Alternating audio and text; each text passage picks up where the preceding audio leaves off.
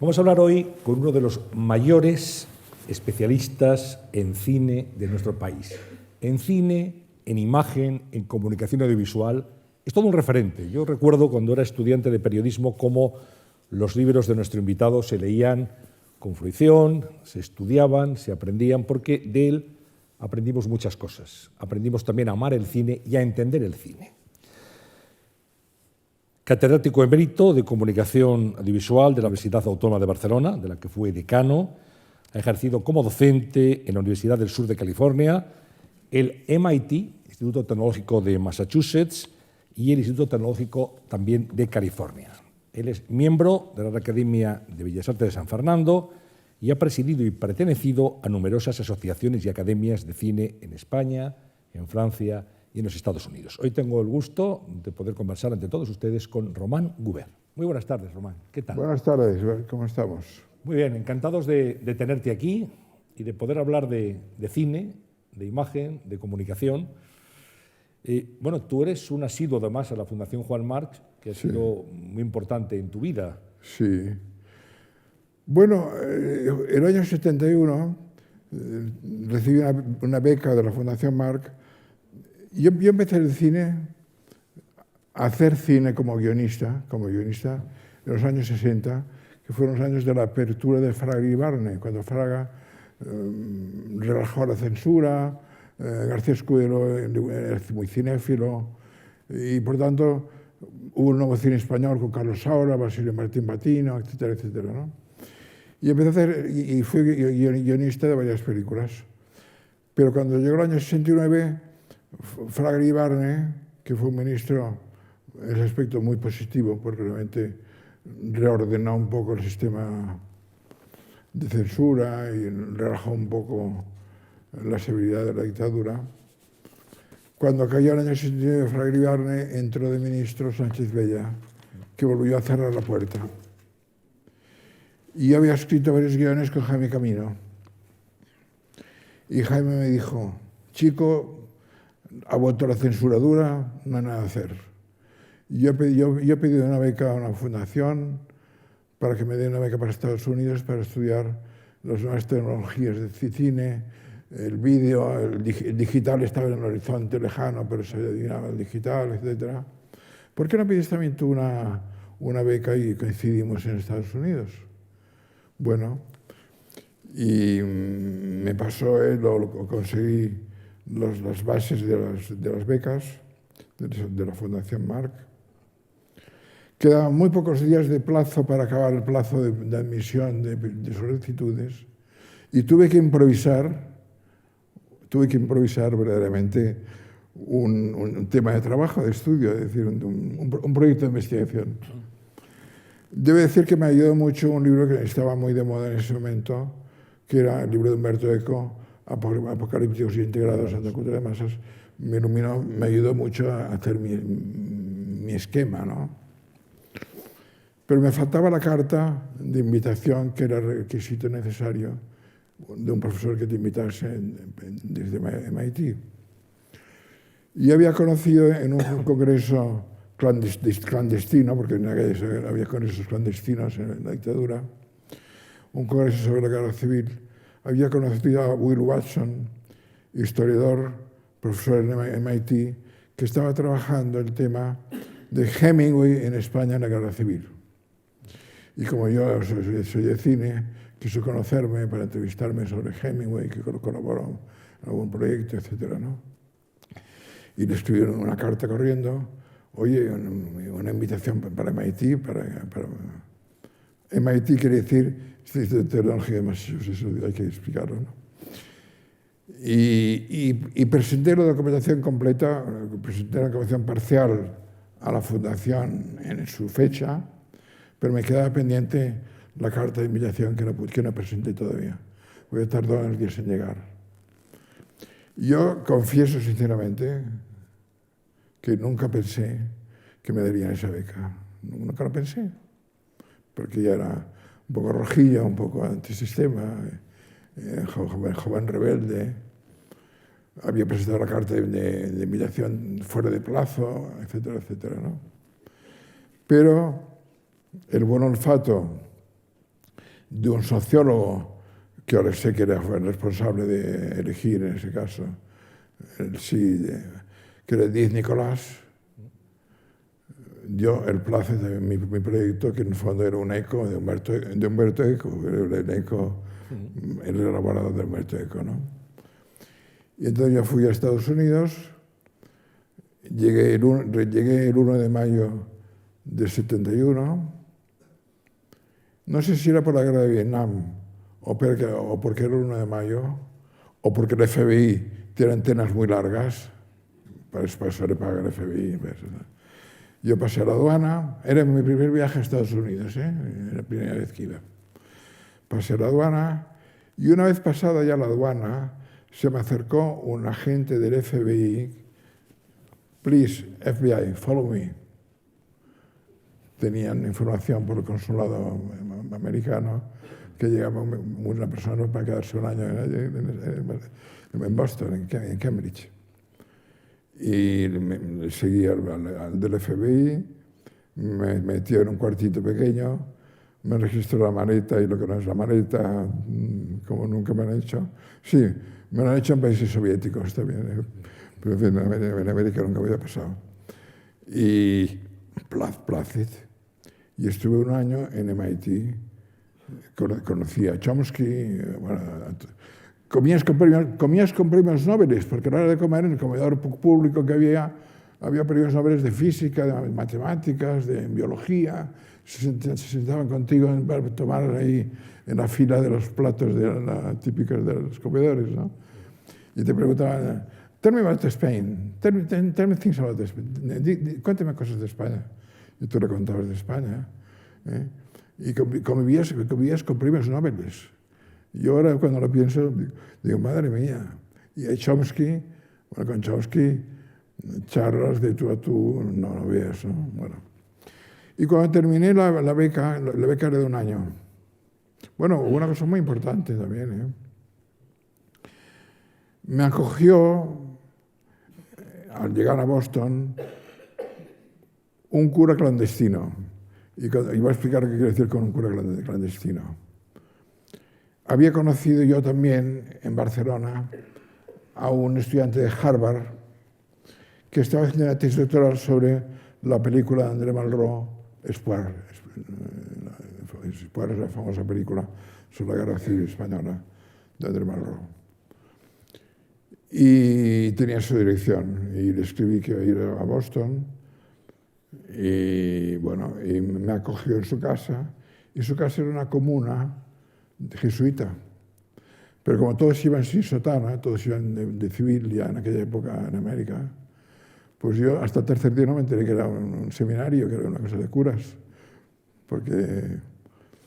Y este hombre me dijo lo siguiente, John se llama. John me dijo, oye, ¿no podías ponerme en contacto con Max Aub, el gran Max Aub, que fue ayudante de dirección de André Malraux en el rodaje de Espoir? Max Aub está exiliado en México y le preguntaría cosas, datos, etcétera, etcétera. Yo escribí a un amigo valenciano, porque Max Aub es de origen valenciano, me dio la dirección de Max Aub en México, calle Euclides, no sé qué número, y le escribí. Digo, mire, aquí en Harvard hay un chico que está trabajando el tema de la película Espoir, de Malraux, me gustaría conocerle. Y tuve la suerte de que Max Aub había leído un libro mío, o sea, me conocía, no, yo no era un desconocido para él. Me dijo, bueno, hombre, encantado de saludarle.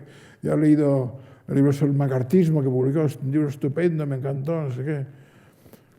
Y Max Aub, hasta ese momento, no había podido viajar a Estados Unidos porque en el FBI figuraba todavía como un rojo español de la guerra civil. Estaba en la lista negra. Y Max me contestó. Al principio nos hablábamos de usted, luego pasamos al tú, pero al principio era usted, ¿no? ¿No podría hacerme un favor?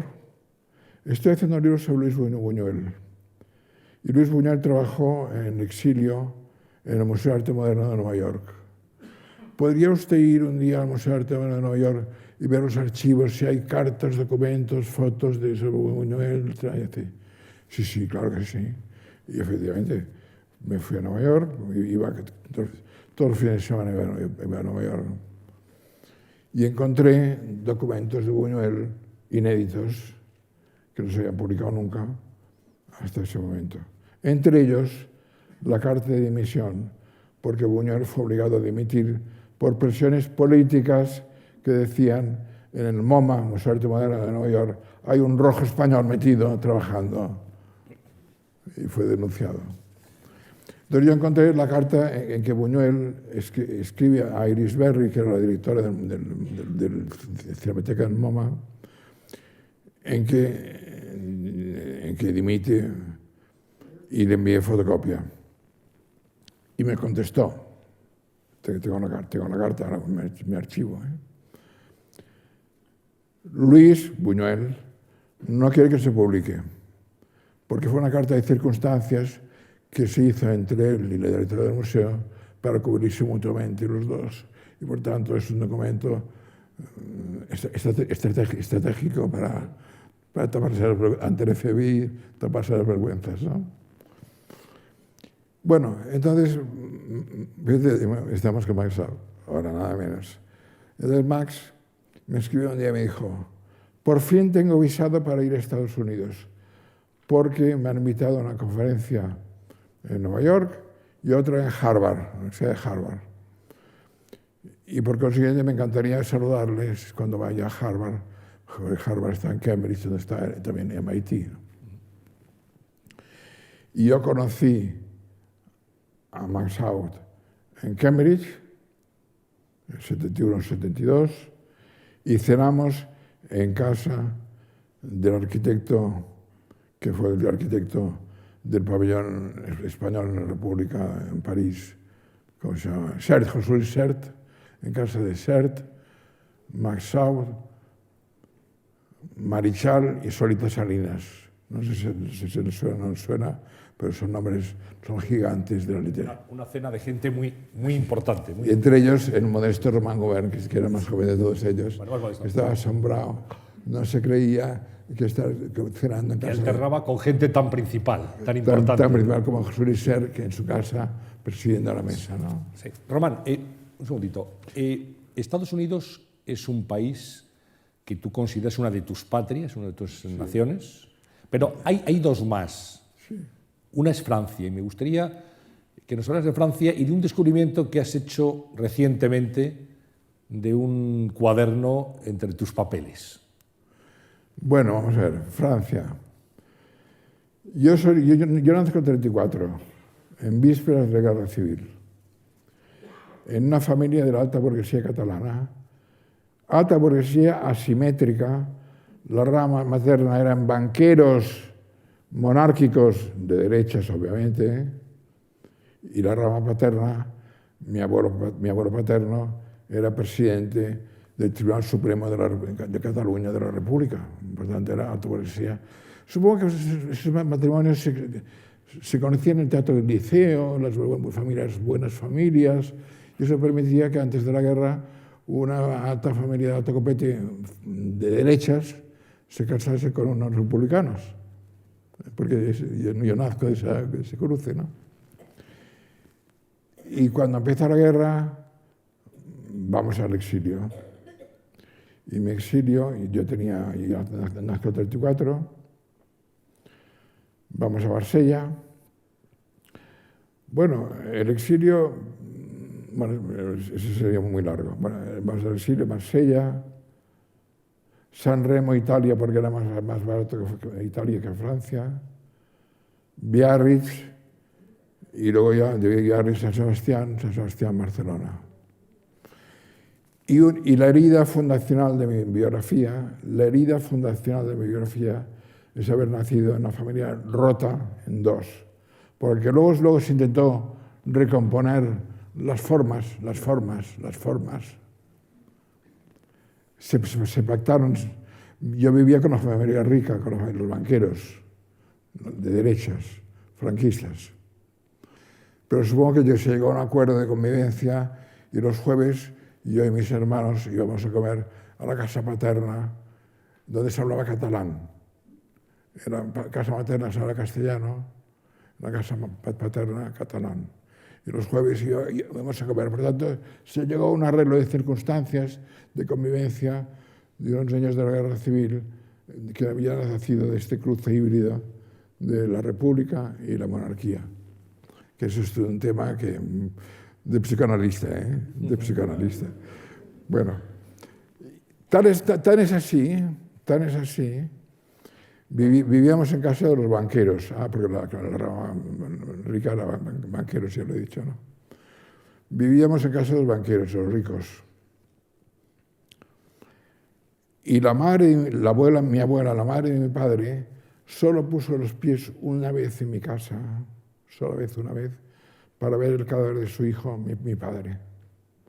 Solo puso una vez los pies en mi casa, mi abuela paterna, para ver el cadáver de su hijo, mi padre. Para que veáis la hondura de la herida que provocó la guerra civil. ¿Me explica bien? Absolutamente. Absolutamente.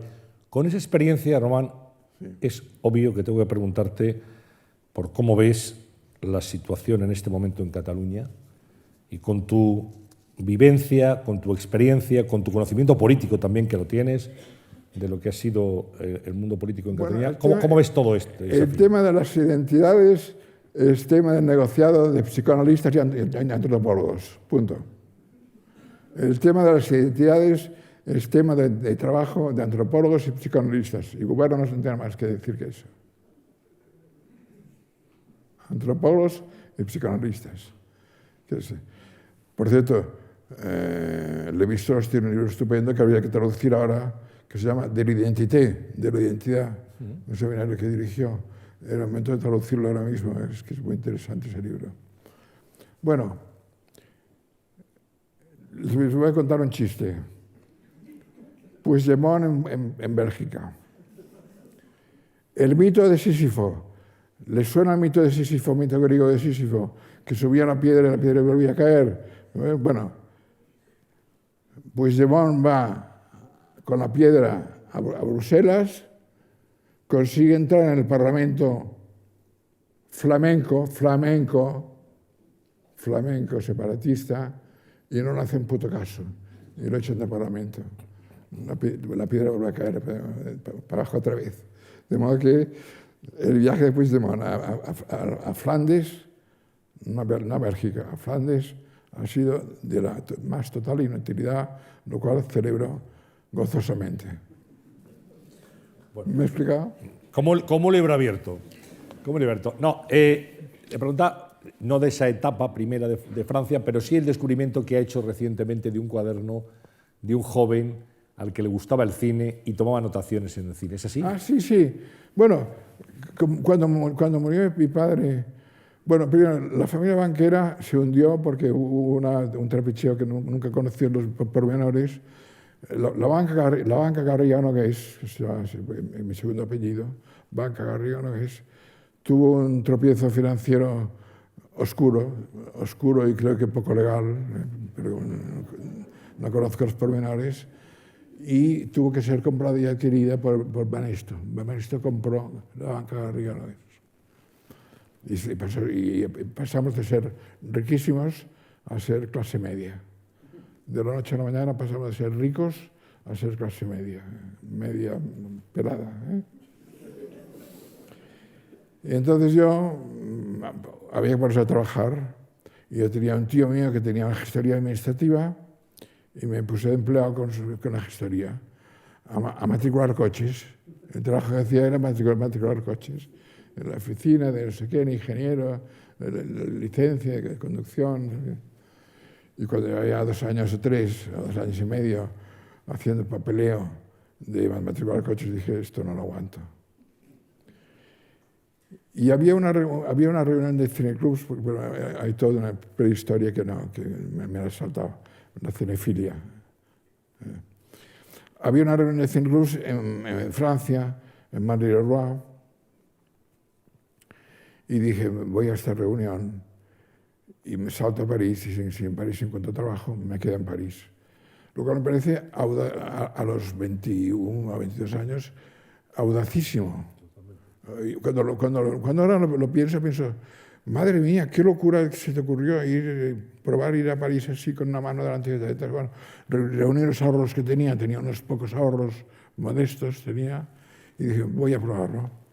Me fui a Bar de Roy. Por cierto, conocí a Roman Polanski, como se llama Román, y aún no era famoso. Como se llama Román y aún no era famoso, había un joven director polaco que decían, c'est qui celui-là? C'est un polonais. Comment s'appelle? Roman Polanski. Ah, Roman Polanski. Bueno, como él era román y era román, pues fue inevitable que hiciésemos, no diría amistad, pero nos veíamos, charlábamos, etcétera, ¿no? Él estaba empezando su carrera, estaba empezando el inicio de su carrera. Y cuando acabó el Festival de Bar-le-Roi, me fui a París. Y tenía ya algún contacto de gente del exilio, antifranquista, y llegué a París, empecé a echar voces, oye, algún trabajo, lo que sea, aunque sea ver las calles, lo que haya. Yo tenía 23 o 58, 34, 58, 24 años. Y entonces alguien me dijo, oye, en la UNESCO, que inauguró un edificio nuevo, y efectivamente en la Place Fontenoy se inauguró un nuevo edificio ese año, muy esplendoroso, están a punto de empezar el congreso bianual que hace la UNESCO cada 2 años. Y buscan gente para tareas secundarias de logística que sepa idiomas. ¿Tú qué sabes? Francés, inglés y español, e italiano. Oye, ves corriendo, pregunta por fulano de tal, y me presenté. Le hablé un rato en francés, le hablé un rato en inglés, le hablé un rato en castellano. Me dijo, ça va. Y me contrató como un trabajo secundario de logística, repartir los documentos a las delegaciones, pero manejarme. Y eso me permitió quedarme en París y frecuentar la Cinemateca Francesa, que fue la semilla y germen de mi historia del cine. Y hace un par de años, yo iba a la Cinemateca, cada día iba a la Cinemateca y tomaba mis notas. Y ese cuaderno, yo creía que este cuaderno estaba ya perdido y olvidado, hace 5 o 6 años, me lo encontré en la biblioteca. Lo abrí y la sorpresa que te comentaba ya antes es que me sorprendió, porque me sorprendió. Todos los comentarios críticos de las películas estaban en francés. O sea, había hecho el francés una lengua propia. Y como los comentaba y tal, bueno. Y volví, en mala hora, vivía muy modestamente, ¿no? Vivía en una chambre de bonne muy modesta. Pero bueno, pero era feliz. Vivía modestamente, pero era feliz. Y en mala hora mi hermano se lo quería casarse. Y claro, había que ir a la boda a Barcelona. Y eso, con perdón, no se molesten, me jodió. Porque quedé atrapado de nuevo en España. Volví dejando toda la ropa y todo en París, esperando la boda y luego vuelvo a París. Pero llegué, la boda, la familia, proyectos, oye, una productora nueva de cine, vamos a no sé qué, y quedé atrapado de nuevo en Barcelona. De modo que estuve en París, viví un año y medio aproximadamente.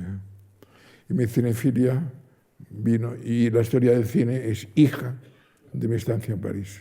Un libro de historia del cine que es un libro canónico. Es un libro fundacional. Sin duda. En España. Sin duda. Es una obra de referencia. De la frecuentación a la Cinemateca Francesa. Bueno, por terminar las patrias de Román Gubern, habría que hablar de Italia también. Déjame acabar con Estados Unidos, si no te importa. De MIT pasé a California. Estuve enseñando cine en California. Historia de cine, en inglés, naturalmente. Porque yo llevaba cartas de recomendación para colegas de la costa oeste, ¿no? Y al tercer día de estar allí me dijeron, oye, ¿te interesa enseñar cine aquí? Nada, el curso que viene ya vienes a dar un curso, el primer curso que di. Historia del cine europeo hasta la Segunda Guerra Mundial. Fue el primer curso que di en Estados Unidos, en California. Historia del cine europeo hasta la Segunda Guerra Mundial.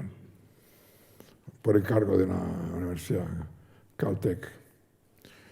Y estando enseñando en Caltech, porque hay un tam-tam en el mundo académico, un día me llaman de la Universidad de California del Sur, de la cual ha salido Spielberg y toda esta gente que hoy es famosa.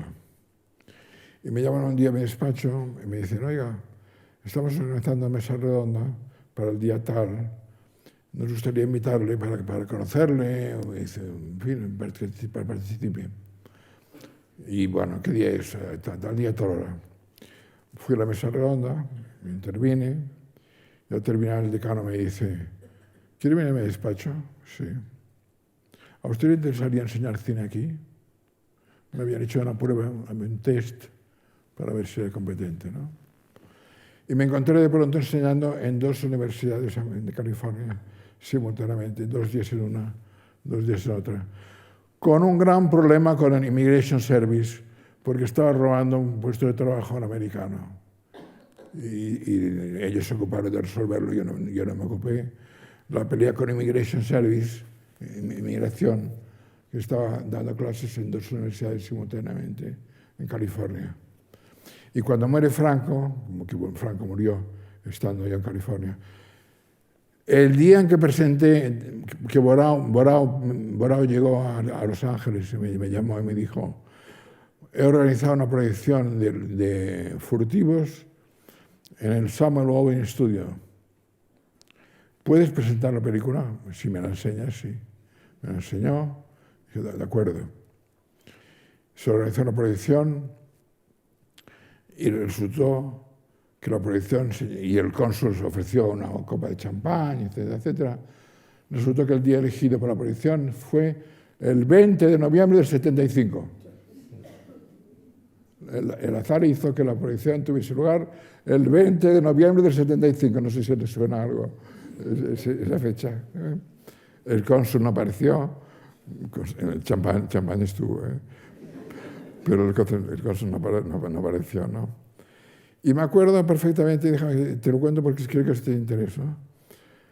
Un colega de la universidad, con el cual tenía muy poco trato, apenas, me dijo, cuando yo estaba con la idea de volver a España, Franco había muerto, yo ya soy antifranquista toda mi vida, y el sueño de la vuelta a tu país, ¿no? Y ese profesor me dijo un día, oye, te invito a cenar esta noche.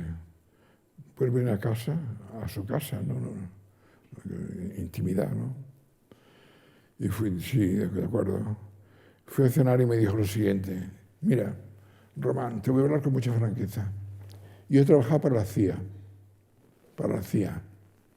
y tengo todavía contactos con él, tengo algún contacto todavía, aunque ya no estoy en eso.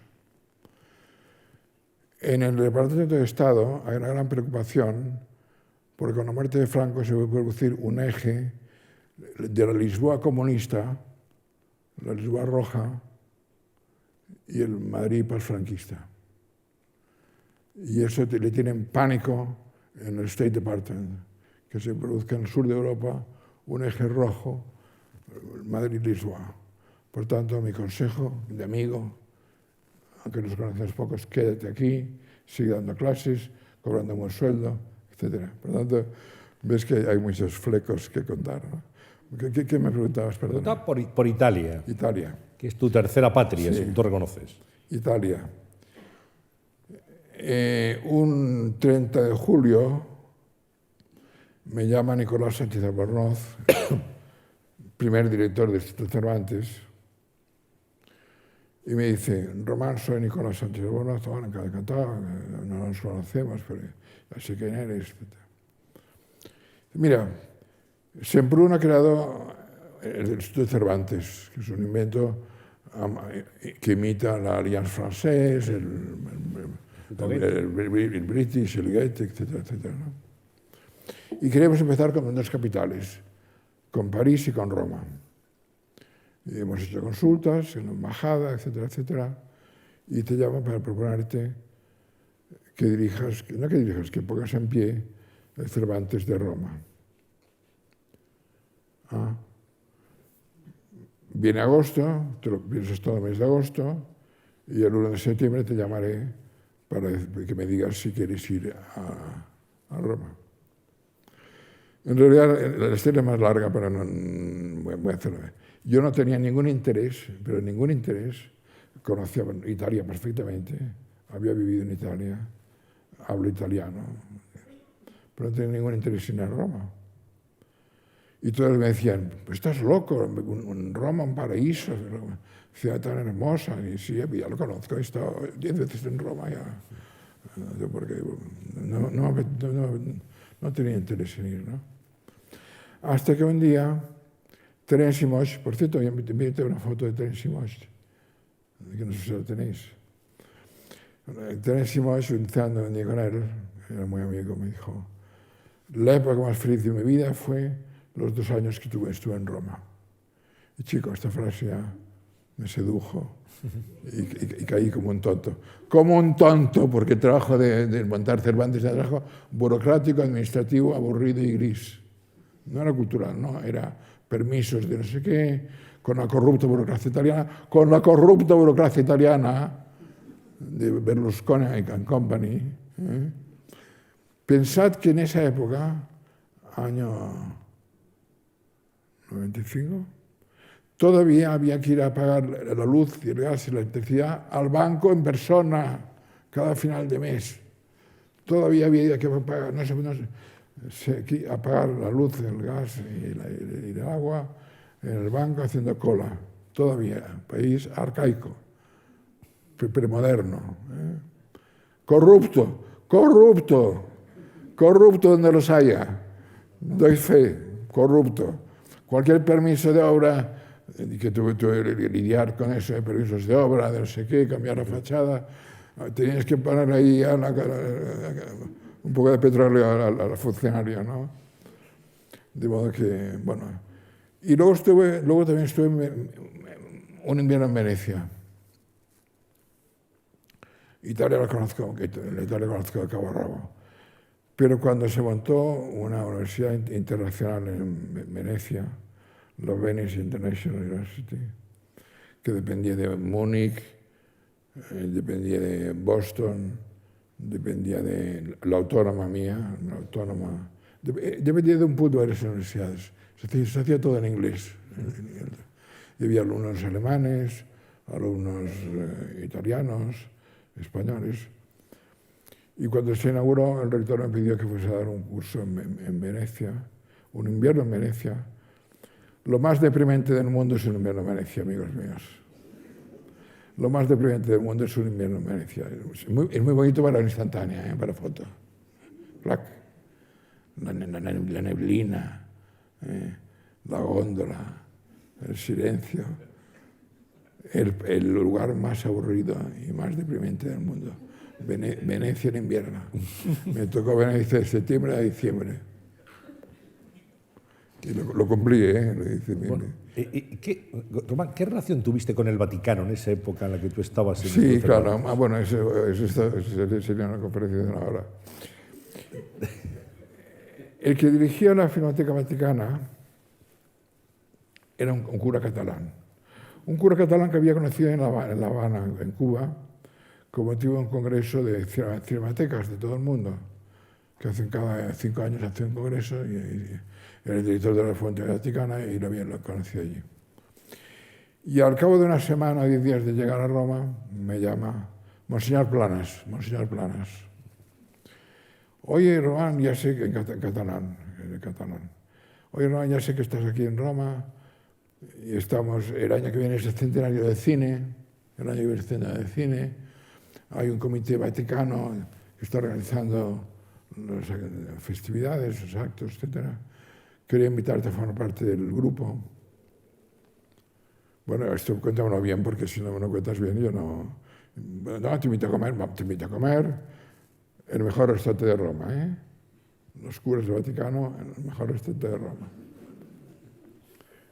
Y me dice que queríamos que estuvieses como experto en la comisión que preside un arzobispo norteamericano, John P. Foley. Lo conocerás. Bueno, ¿y qué hay que hacer? Bueno, hay varios proyectos, hacer la lista de las películas con valores católicos más ejemplares, hay que hacer las películas, en fin, varias tareas, ¿no? Bueno, me presenta a John P. Foley y me dice, I'm sorry, I can't speak catalán. Y entonces yo le contesto en inglés, hablemos en latín. Y se me arranca a hablar en latín. Y tengo que decirle, please stop, back to English. Se me arranca a hablar en latín, pero de corrido, ¿eh? Yo estudié latín en bachillerato, pero no para traducir a Julio César, pero no para... Bueno, en total que estuve un año y pico, viviendo una experiencia fascinante, de la cual no he explicado todo lo que podría explicar por discreción, acerca de lo poco que vi, lo poquísimo que vi de las tripas del Vaticano. Por ejemplo, la versión de la muerte del Papa, que el Papa que murió de la Luciani, Juan Pablo I. Ese. Las varias versiones que había de la muerte no aclarada del Papa que murió de noche misteriosamente, ¿no? Varias versiones, contrastes. Bueno, podría haber hecho una novela, estuve tentado de hacer una novela, porque yo tengo libros publicados con seudónimo, bastantes. Luego hablamos de los libros. Estuve tentado de hacer una novela sobre el Vaticano, visto por mí, ¿no? Novela malévola, novela malévola, no complaciente, porque las cosas que vi hoy me las callo. Y sí, colaboré con el Vaticano, claro. Interesante experiencia. Inédita. Hablabas Román, de los libros que has escrito y que no tenemos catalogados los lectores como tuyos.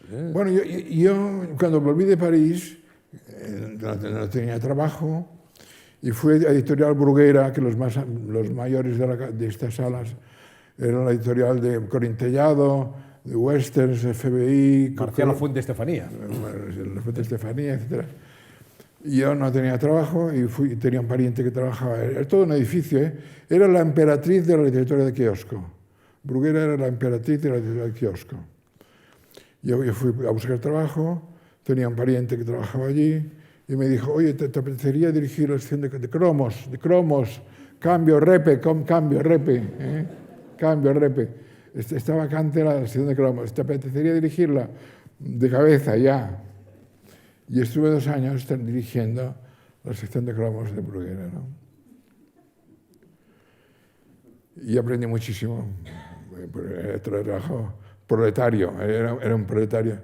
Tenía al lado, en el despacho al lado, el señor Amén, que era jefe de portadista, de portadas, ¿no? Y venían los ilustradores con las portadas, con la lámina. Está bien, ponle más amarillo, me lo traes. Y a la 5ª vez que oí decir ponle más amarillo, le dije, oye, ¿qué pasa con amarillo? El señor Bruguera tiene la teoría de que de todos los colores, el que destaca más en el mosaico del kiosco es el amarillo. Y tenía razón, el color del oro, el color de la luz, ¿no? Aprendí mucho con Bruguera. Estuve 3 años ahí trabajando.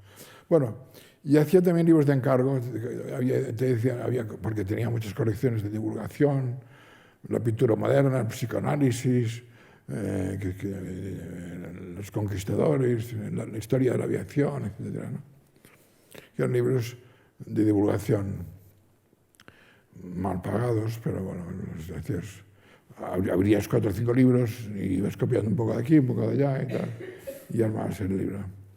Y yo he publicado casi una veintena de libros con varios seudónimos diferentes.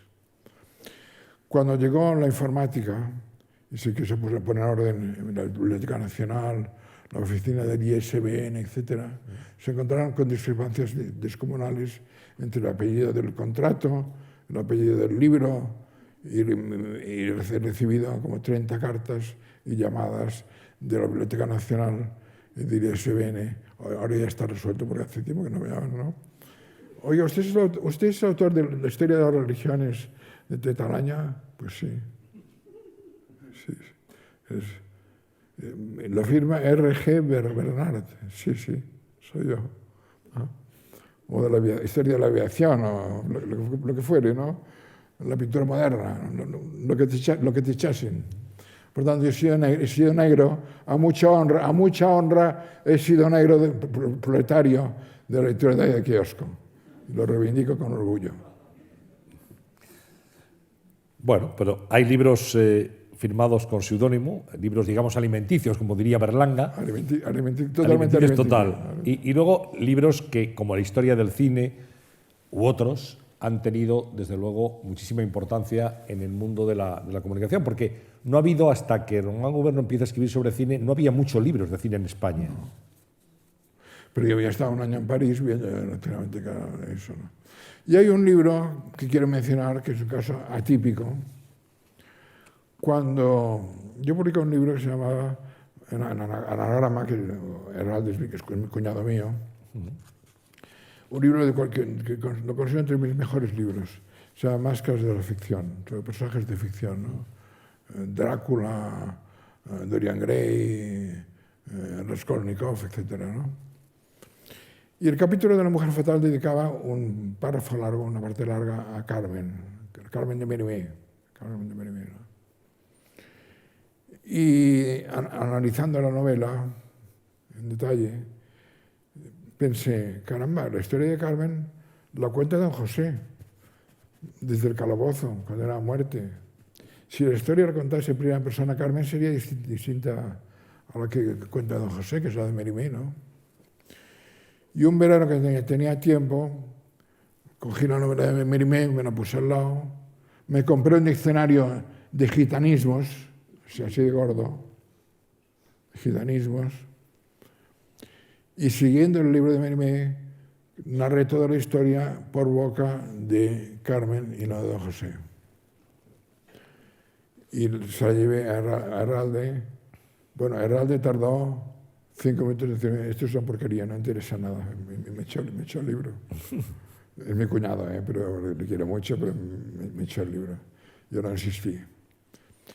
Finalmente el libro se publicó con seudónimo femenino. El crítico del País la colocó en la lista de las 10 mejores novelas del año. Y un buen día recibí una llamada sorpresiva de Teresa Berganza. Román Gubern, soy yo. Por fin, Román, mi libro de cabecera, que lo que te agradezco este libro, que para mí ha sido fundamental en mi vida, es mi libro de cabecera. Mira que te he buscado, he pedido tu teléfono a gente, nadie tenía tu teléfono, tal. Quiero decirte que te admiro profundamente, es mi libro de cabecera, tu Carmen es mi libro de cabecera. Teresa Berganza, a lo cual no conocí, obviamente, no conté nada, pero lo digo tal como es.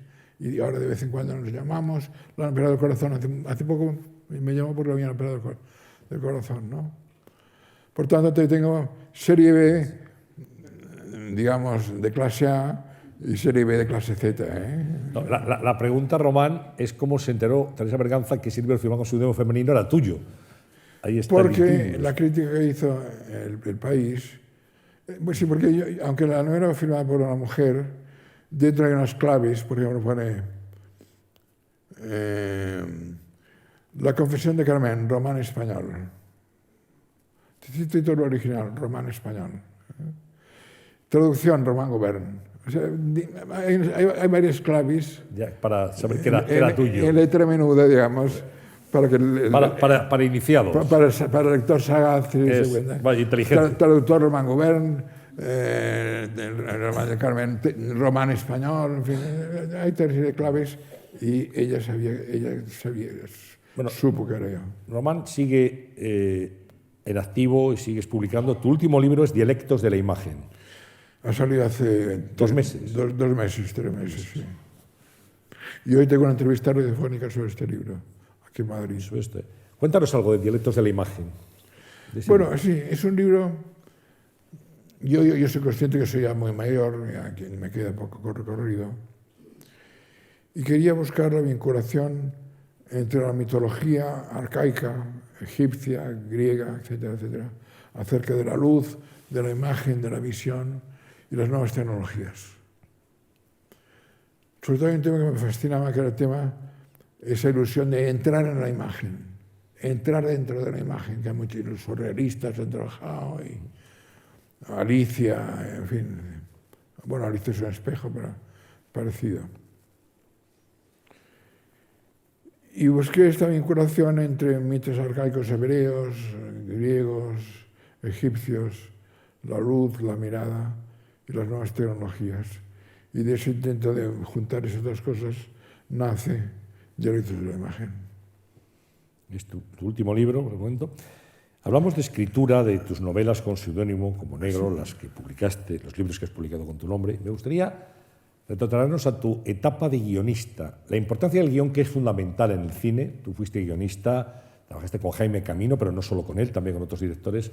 Aranda. Juan Vicente Aranda. Y Dragón Rapide es guión mío. Y me gustaría que nos contaras cómo fue tu experiencia y cuál es el papel, tú que conoces muy bien el cine, el papel de guionista. Bueno, yo en el guionista siempre he tenido conciencia neta de ser un subalterno al servicio de un director. Es decir, al ser de guionista siempre he asumido el rol de un sirviente dócil a los intereses de un director, siempre. Y no he querido ser un guionista autoral, ni genial. Dragón Rapide, me acuerdo, me llama Jaime, una película sobre Franco. Bueno, vamos a ver. Y a raíz de esta película de Franco me llama Mercero para hacer Espérame en el cielo, que es una comedia sobre Franco también. Y me acuerdo que Franco nos imponía tanto su imagen, que salía siempre en plano general, de espaldas, lejos, no había primeros planos, ¿no? Había una inhibición de tratar humanamente a Franco por parte de Jaime Camino y yo. No lo veíamos próximo, ¿no? Hasta que un día Jaime dijo, ¡basta, coño! Primer plano de Franco. Y Juan Diego se convirtió en Franco. Dragón Rapide, no sé si lo han visto o no lo han visto, ¿no? Bueno, fue idea de Jaime y llamó a Juan Diego, y Juan Diego quedó perplejo, fue al espejo a mirarse, a la cara, se miraba, a ver, como muy franco, y lo hace bastante bien, ¿no? Y a raíz del éxito de Dragón Rapide es cuando me llaman para hacer Espérame en el cielo, Antonio Mercero. Antonio Mercero. Una película lleva a la otra, digamos, ¿no? Y el trabajo de guionista es un trabajo que yo asumo como un trabajo mercenario, claro, casi de mercenario, como lo que hacía en Bruguera, ¿eh? Casi. Como lo hacías de negro. Es decir, no es autoral, la expresión no es una cosa autoral, es una cosa al servicio de un proyecto ajeno. El director quiere hacer una película, ¿cómo la quieres? ¿Así? Así. Tú mandas.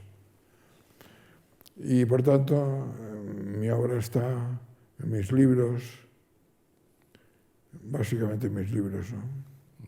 ¿Y qué guionistas internacionales te han llamado más la atención o tú admiras más? Bueno, yo he conocido, por ejemplo, a Sabatini. Lo he conocido y me acuerdo que me engañó porque me dijo, yo soy guionista, me dijo, porque cuando voy a un estudio y veo a la gente gritando, la luz, aquel foco a la derecha, más... Eso me desborda, me pone nervioso y me marcho. Y lo último que hizo en su vida Sabatini fue dirigir una película que se llama La Verità, con varias as. La dirigió. Cuando él dice que lo horrorizaba. Bueno, y con Sabatini se contaban cosas muy curiosas. Un maestro, el padre del neorrealismo prácticamente italiano, ¿no? En Italia hay mucha afición a hacer guiones colectivos con 5 o 6 escritores, ¿no? Se ponían a trabajar los 5 o 6 con el director. Y Sabatini, como estaba muy ocupado porque tenía un programa de radio también y tal, hacía así y se quedaba dormido. Se levantaban de puntillas los demás, se iban del cuarto, dejaban durmiendo en la silla a Sabatini y seguían trabajando, ¿no? Y al cabo de una hora volvían. Cesare, habíamos resuelto el problema, cuesta la secuencia. Y se despertaba y tenía ya resuelta la secuencia, ¿no? Y he tratado mucho en América, importante, no lo he dicho, la lista negra de McCarthy. Sí.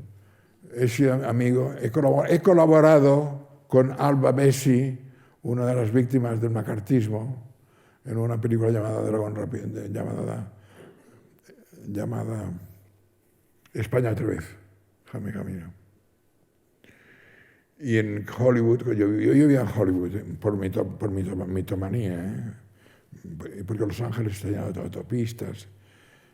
Hollywood es más habitable, ¿no? Yo vivía en Hollywood. Y viviendo en Hollywood, Tate, Albert Marx, toda la lista negra prácticamente la he conocido. He cenado en sus casas, he comido en sus casas.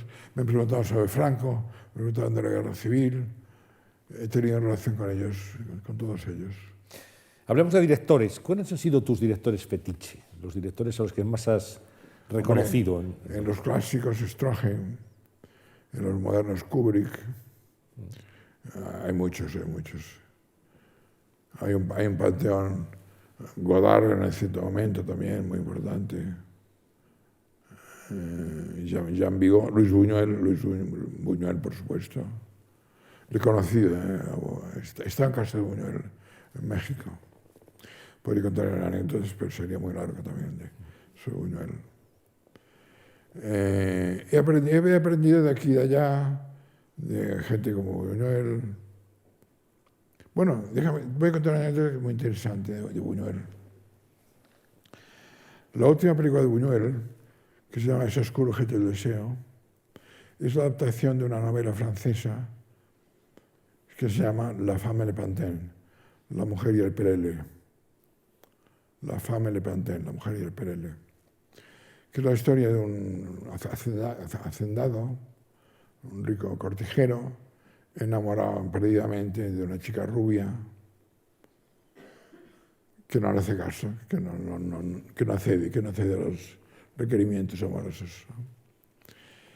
Y en un cierto momento del libro, yo lo leí en francés y la traducción será igual, supongo. Se refiere el autor a ese dorado objeto de deseo. Ella rubia y no cede. Ese dorado objeto de deseo. Ya me entienden todos, supongo, ¿no? Entonces contrataron a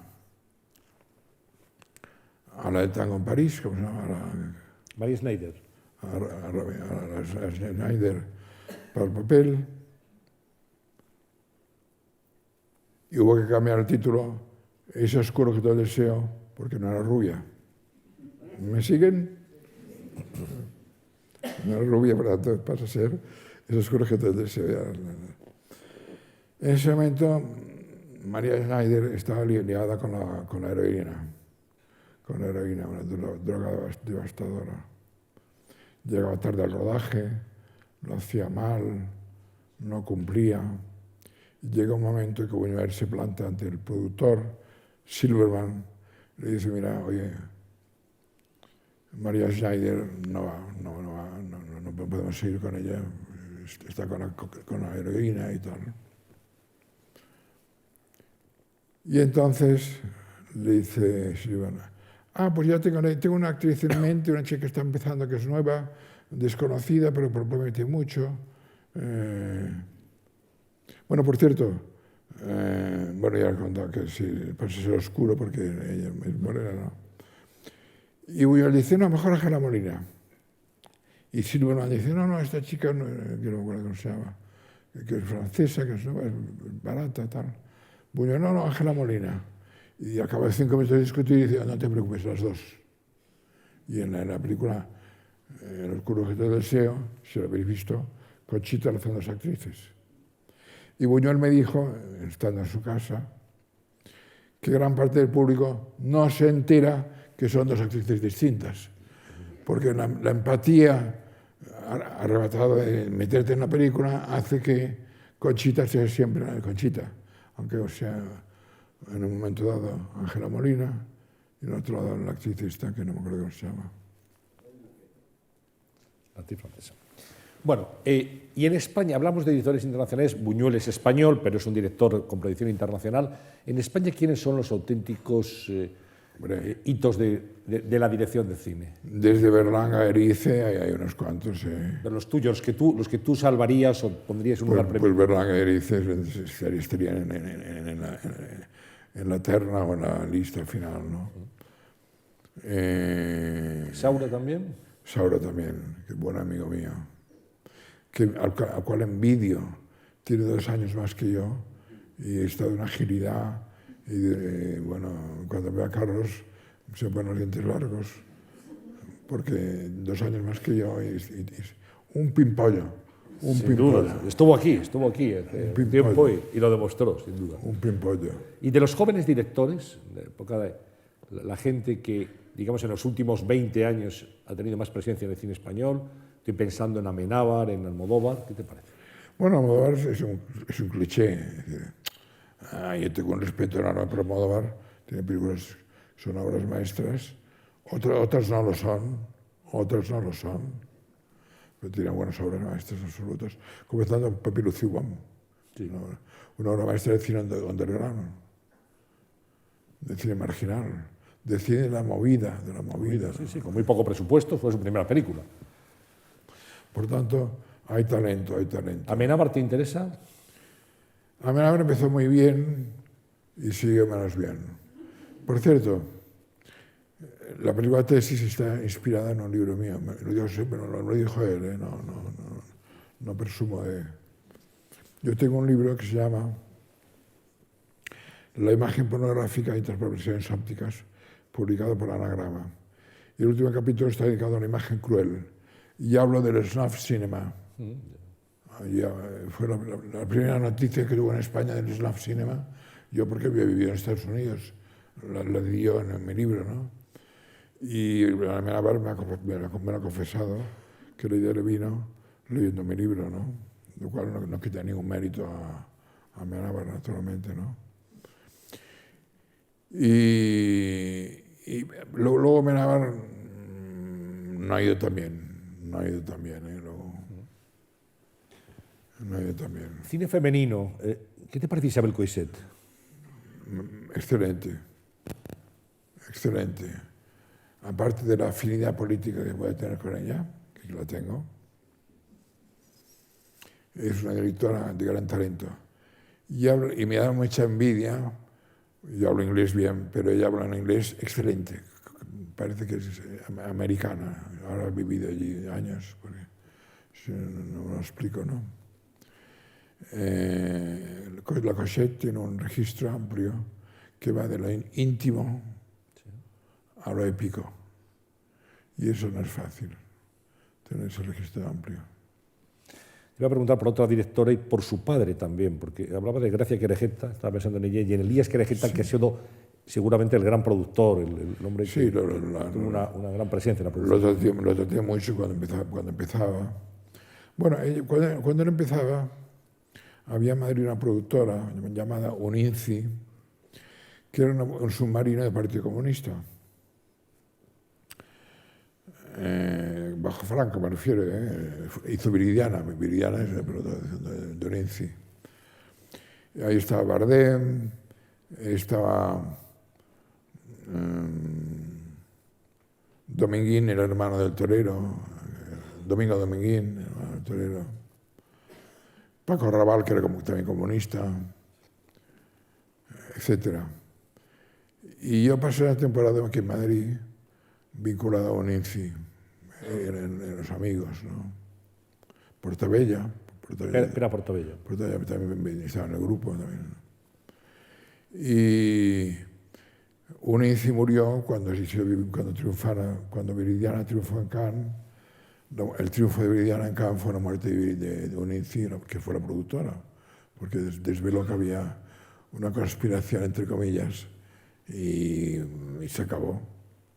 Bardem era el presidente de la productora. Bardem era muy dogmático. Bardem tiene buenas películas excelentes como Calla Mayor, una obra maestra, pero era muy sectario. Y había siempre el contraste entre el Berlanga dicharachero, divertido, informal, y Bardem, que era el militante ortodoxo del PC, el PC clandestino, clandestino, clandestinidad. Yo soy clandestino también, ¿no? Por eso lo cuento. Y me acuerdo cosas, juegos divertidas e ingenuas. Un día me acuerdo que estaba al teléfono Domingo Dominguín hablando con Praga, porque distribuían películas. Y empezaron a traer películas checas y películas del este de Europa, ¿no? A través del corresponsal de La Vanguardia que hacía de intermediario. Y me acuerdo un día, Domingo Dominguín, hablando con Praga, y Ricardo Muñoz Suay, que no he mencionado, diciéndole, oye, que te pongan la internacional, así lo oímos todos. Ricardo Muñoz Suay, que era un camarada de Domingo, que te pongan la internacional, que así lo oímos todos. Bueno, eso es una estampa jocosa que eres tú, que dice mucho del infantilismo de una época afortunadamente ya pasada, ¿no? Bueno, vamos a pasar enseguida a unas grabaciones. Por último, te querría preguntar, ¿en qué películas, Román, tú has sido más feliz? Más feliz. ¿Qué películas te han hecho más feliz? ¿Qué películas son las que te definen como crítico, comentarista, estudioso del cine? Hombre, hay unos directores fetiches, Jean Vigo en Francia, Eric von Stroheim, actor y director. Te preguntaba por películas, por títulos de películas. Tus películas favoritas. Algunas han pasado aquí. Amanecer de Murnau, El séptimo cielo. Algunas han pasado en los ciclos que he organizado aquí.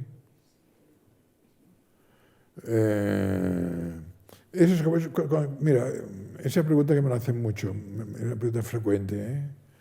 No lo digo por ofenderte, pero es frecuente, no es original. Y ya tengo una respuesta estándar. Cuando me dicen, oye, ¿cuál es la mejor película de la historia del cine? Yo contesto, la mejor película de la historia del cine son 100 películas. La respuesta que tengo ya lista preparada, ¿no? Ciudadano Kane. ¿Quién supera Ciudadano Kane? Por tanto, algunas de las películas que yo he programado en este ciclo de Lamarck figuran en mis favoritas. ¿Entre ellas? Amanecer, El séptimo cielo y otras. Y otras más. No, digo, no salimos de ahí, pues si tenías alguna más, digo, si tenías alguna más de esas dos. Tengo muchas. Como hay 100, digo, pues a lo mejor damos alguna. Bueno, vamos a... Kubrick, otro editor que admiro profundamente, Stanley Kubrick. Gran maestro del cine. Teléfono rojo, volamos hacia Moscú. Vamos a dar paso a Manuel Hidalgo, que es una persona que tú conoces muy bien, Román. Sí. Que es, y aprecio mucho. Sin duda, muy periodista, también estudioso del cine. Y Manuel te ha dejado dos preguntas aquí presentes para estar con nosotros esta tarde. Buenas tardes, Román, te mando un abrazo muy fuerte y me alegro mucho de poder hacerte una pregunta. Tú diriges desde hace varios años en esta casa, en la Fundación March, varios ciclos excelentes de cine clásico, de cine mudo en concreto, que tienen un gran éxito, suelen estar las salas llenas. Y yo he observado que el público, el numeroso público asistente, es, por decirlo de alguna manera, un público preferentemente maduro. Me encuentro con lo mismo cuando en las salas acudo a ver ciertas películas, por ejemplo, el extraordinario documental sobre los Lumière, que ahora mismo está en cartel, o la película que hizo Bertrand Tavernier, las películas de mi vida sobre la historia del cine francés. Siempre veo un público maduro. Entonces te voy a hacer varias preguntas que en realidad están unidas. ¿Tú crees que la gente más joven, los aficionados al cine jóvenes, los cinéfilos, los estudiantes de cine, no tienen el interés que deberían tener por las películas clásicas? ¿Creen ellos, como algunos sospechamos, que el cine en realidad empieza en los años 70 o el cine que a ellos les interesa?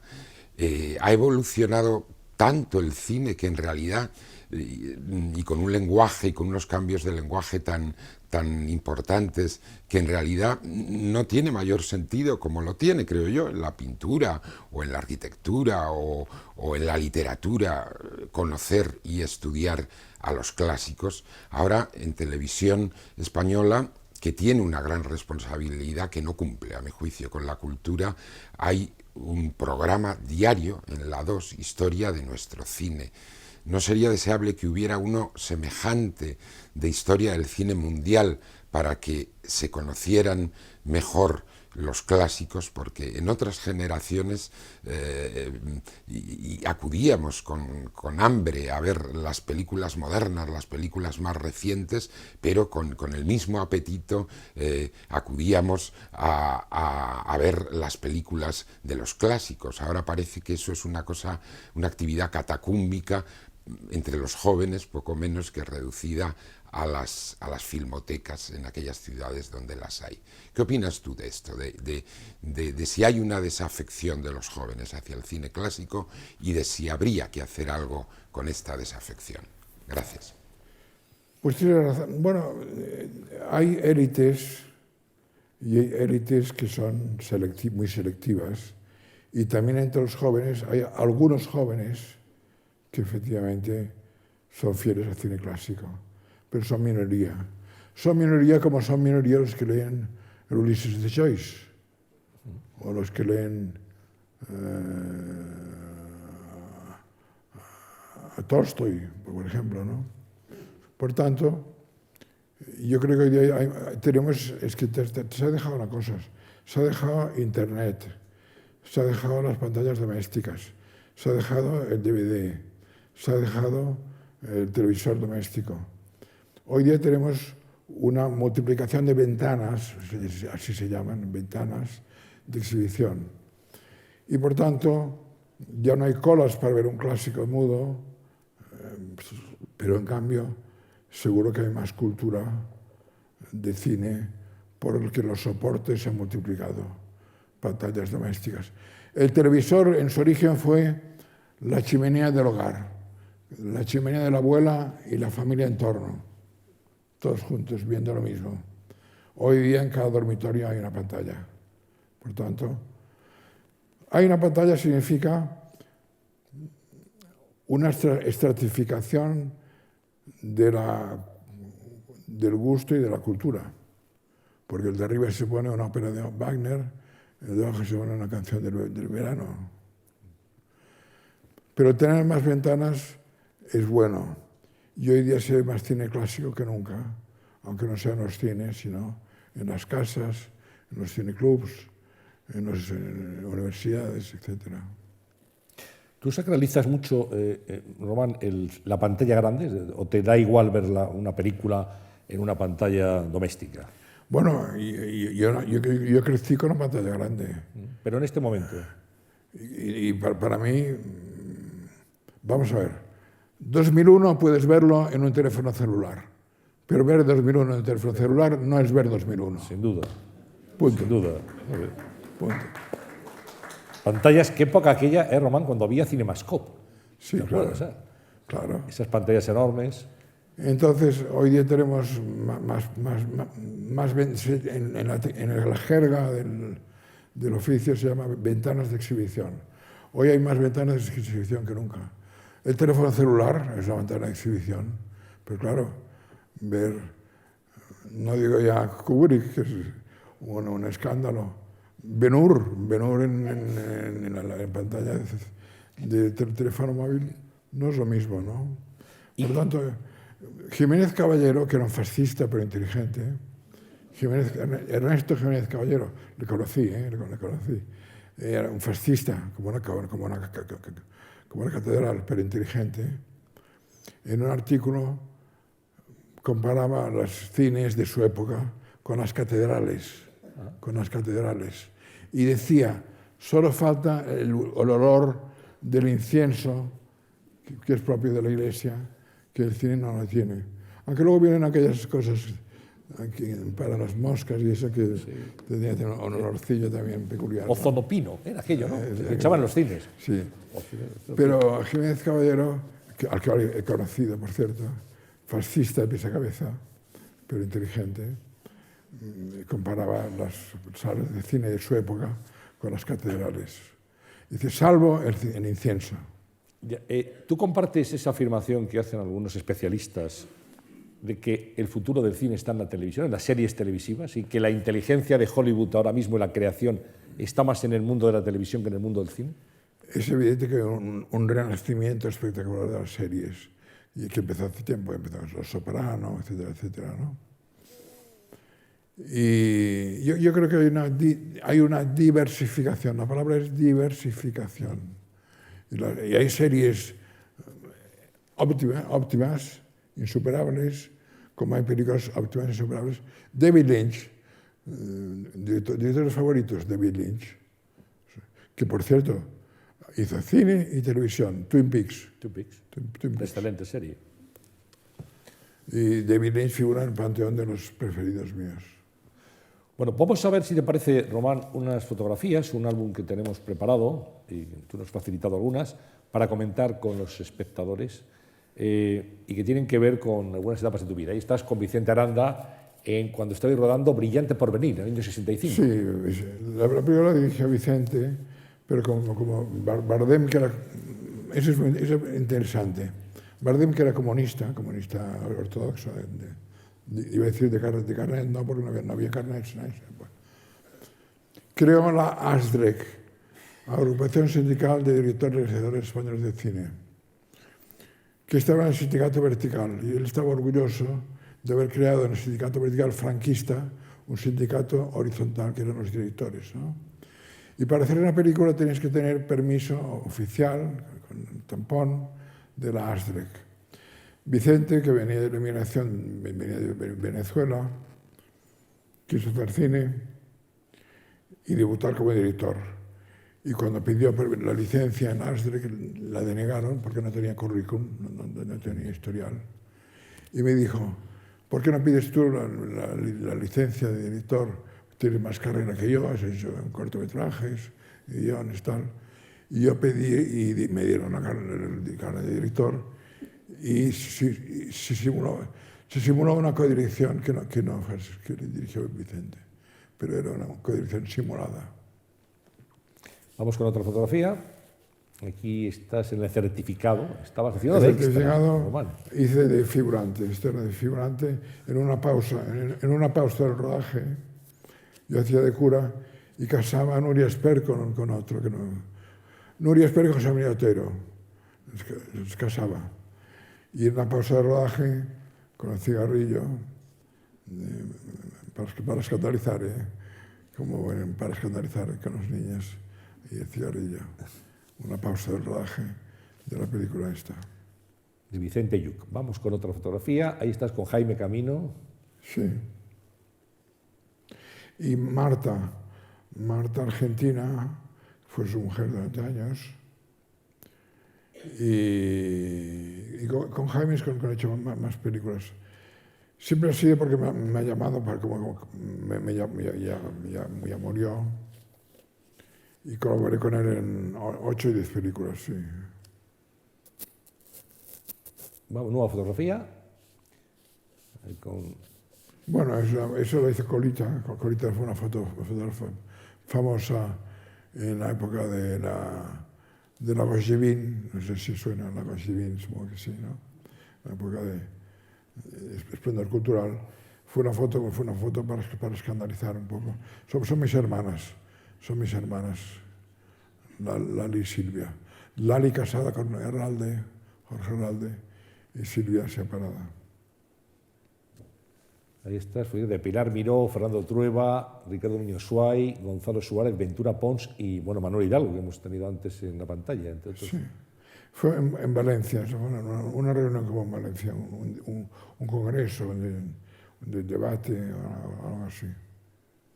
Esta es una buena parte del cine de nuestro país, sin duda, esa fotografía. ¿Eh? Bueno, y con tu amigo Terenzi. En Roma. En Roma, en Alfredo, que Alfredo, si aún existe, era fama que era la mejor pasta italiana de toda Italia, estaba en Alfredo. Y con Terenzi, que fue muy buen amigo mío, estábamos comiendo espaguetis, como se puede ver, a lo bruto, ¿no? Una foto muy simpática, sin duda. Y con Basilio Martín Patino, recientemente fallecido en Valencia. Bueno, con él colaboré muy tempranamente, ya en los años 50, porque Basilio dirigía cineclubs, yo también, y nos enviábamos películas, de modo que la relación con Basilio fue muy longeva. Qué grandes películas las de Basilio, ¿eh? Sí. Desde 9 cartas abiertas en adelante. La Academia. Y ahí, en eso, la Real Academia de Bellas Artes de San Fernando, en el año 2013. Sí, la Academia, sí. ¿Cómo ha sido tu experiencia de académico de Bellas Artes, Román? Poca, porque como vivo en Barcelona... Vienes poco a las reuniones. Voy poco a las reuniones y lo lamento, pero es así. Pero bueno, está muy bien que un estudioso del cine esté en la Academia de Bellas Artes, porque de lo que no cabe duda es de que el cine es una de las bellas artes. Sin duda ninguna. Y es un arte además aditivo. Está la imagen, está el sonido, está la música, está el movimiento. Es un arte de síntesis. El encuadre, todo lo que tiene que ver con del arte del espacio y del tiempo, de la plástica y del movimiento. Bueno, te voy a pedir 3 propuestas para mejorar la sociedad, pero antes me gustaría que hicieras referencia a tu época de decano y de profesor en Ciencias de la Comunicación en Barcelona. ¿Cómo ha sido tu experiencia con los alumnos y en esa transmisión que te caracteriza? Porque tú siempre has estado enseñando cine, has estado transmitiendo ese conocimiento a los alumnos. Y has sido además seguramente mentor y profesor de muchos de los nombres del cine. Y decano también. Y decano, por eso, sí, decano de la facultad. Bueno, cuando yo estaba en California, feliz, tenía 15 alumnos y sabía el nombre de cada uno y sabía los gustos de cada uno. Y cuando Franco muere, yo viajo a España, por fin el dictador se ha muerto, lo digo y lo repito, por fin el dictador se ha muerto, para integrarme en la vida académica española, ¿no? Y me encuentro de pronto una aula con 100 alumnos sentados en el suelo, en las escaleras, sin proyector para proyectar películas, mal pagado. Bueno, depresión, pero depresión clínica, de psiquiatra. ¿Ah, sí? De psiquiatra, sí. Claro, porque yo venía del paraíso de California con 15 alumnos, sabía el nombre de cada uno, los gustos de cada uno, bien pagado, con muchos medios, y paso a la masificación anónima, falta de recursos, falta de dinero, falta de todo. Y hice una depresión que fue mi primera experiencia con el psiquiatra, fue la primera que tuve en mi vida, durante un cierto tiempo, ¿no? Y luego te vas acostumbrando. No, luego Suárez hizo una cosa muy interesante, que yo le agradezco mucho. Para recuperar el talento perdido en el extranjero, en la diáspora, el exilio, etc., se utilizó una ley del franquismo que estaba vigente, se vio usar solo una vez, que permitía nombrar catedráticos por decreto sin oposiciones, cuando concurrían méritos muy relevantes. Esa ley se había hecho para traer a un médico famoso de Londres que estaba exiliado, a punto de morir, quería volver y se hizo el decreto ad hoc para poder... Y la OCDE reutilizó este decreto para recuperar, por ejemplo, Carlos Castella del Pino, sí. Por ejemplo, Julio Carvaroja,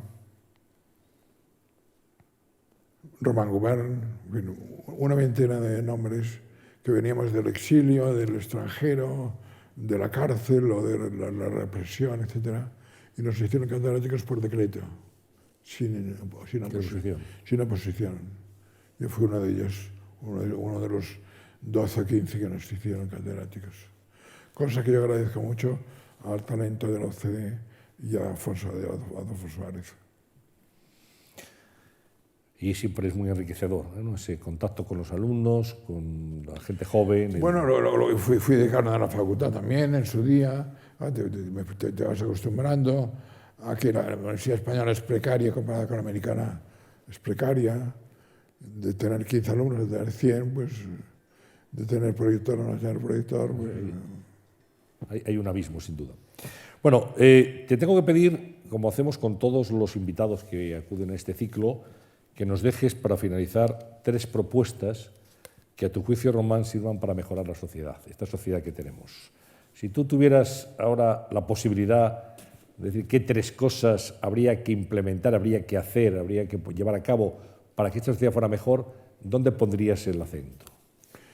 Hay tantas que es muy difícil, ¿eh? Desde la ecología a la salud, hay muchas cosas, ¿no? Yo la pondría en la educación. La educación. La educación. Entre otras muchas, pero la educación... La primera sería la educación, digamos. Sí. Es una apuesta de futuro en cualquier sociedad. Número 1, la educación, sí. Número 2, ¿cuál sería? La ecología. No soy especialista, pero tengo ojos para ver las curvas de temperatura, por ejemplo, ¿no? La ecología. El cambio climático. Hay que ser ciego para no ver el cambio climático, vamos. Hay que ser ciego para no verlo, ¿no? Por tanto, la ecología. ¿Y la tercera y última? La sanidad pública. La sanidad pública. Bueno, pues llegamos hasta aquí. Ha sido un placer compartir esta hora y media hablando de cine, hablando de imágenes, de una vida tan rica, tan llena de anécdotas como la que tú tienes en países distintos y con situaciones tan diferentes y conociendo a gente además tan importante y tan destacada en el mundo de la cultura, no solamente del cine en general. Román, esperamos tu próximo libro, aparte de este que acabas de publicar, esperamos el próximo, por supuesto, y seguir aprendiendo de tu magisterio. Muchísimas gracias por haber estado con nosotros hoy y hasta una próxima oportunidad. Gracias también a todos ustedes. Buenas tardes.